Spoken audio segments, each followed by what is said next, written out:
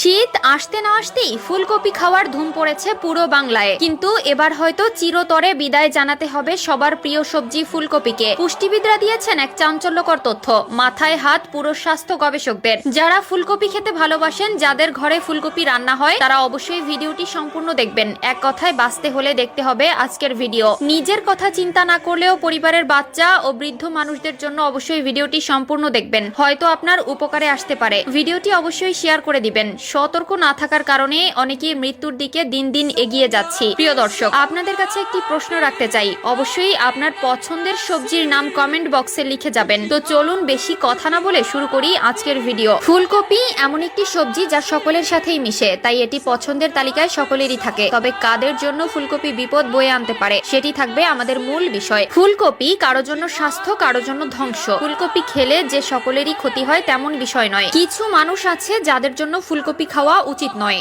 যদি খেতে হয় তাহলে চিকিৎসকের পরামর্শ অনুযায়ী খেতে পারেন। ফুলকপিতে vitamin C, vitamin K, vitamin বি6, পটাশিয়াম, কোলিন, ফোলেট সহ বেশ কয়েকটি গুরুত্বপূর্ণ ভিটামিন ও খনিজ রয়েছে। তবে ফুলকপি ডেকে আনতে পারে শারীরিক নানা সমস্যা। এর ফলে হজমের সমস্যা হতে পারে। ক্রুসিফেরাস সবজি হজম করা কঠিন, বিশেষ করে যখন আধা সেদ্ধ বা কাঁচা অবস্থায় খাওয়া হয়। গর্ভাবস্থায় ও বুকের দুধ খাওয়ান যেসব নারীরা, তারাও চিকিৎসকের পরামর্শ ছাড়া ফুলকপি খাবেন না, কারণ এর সবজি কিছু কিছু ঔষধের পার্শ্ব প্রতিক্রিয়া সৃষ্টি করে। ক্লিভল্যান্ড ক্লিনিকের মতে ভিটামিন কে রক্ত পাতলা করার ঔষধের সঙ্গে বিরূপ প্রতিক্রিয়া দেখাতে পারে। তাই আপনি যদি রক্ত পাতলা করা ওষুধ ব্যবহার করেন, তাহলে ফুলকপি খাওয়ার আগে অবশ্যই চিকিৎসকের পরামর্শ নিন। ফুলকপি খেলে অনেকেরই অ্যালার্জি হয়, এটিও ফুলকপির একটি সম্ভাব্য পার্শ্ব প্রতিক্রিয়া। ফুলকপি সহ বিভিন্ন ধরনের প্রোটিনযুক্ত সবজি ও ফলে অনেকের অ্যালার্জির সমস্যা হতে পারে। মায়ো ক্লিনিকের তথ্য অনুসারে কিছু শাকসবজি ও ফলে অ্যালার্জি সৃষ্টিকারী প্রোটিনই মূলত এ ধরনের অ্যালার্জির জন্য দায়ী।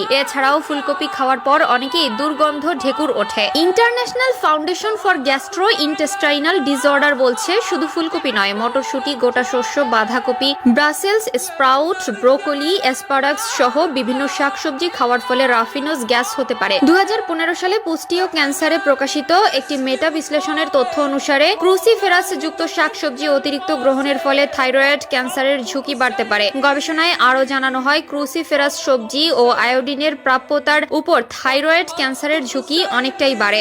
NIH এর তথ্য অনুসারে থাইরয়েড হরমোন তৈরির জন্য শরীরের আয়োডিন প্রয়োজন, যা শরীরের বিপাক ও অন্যান্য গুরুত্বপূর্ণ শারীরিক ক্রিয়াকলাপ নিয়ন্ত্রণ করে। গর্ভাবস্থা ও শৈশবকালে সঠিক হাড় মস্তিষ্কের বিকাশের জন্যও আয়োডিন প্রয়োজন।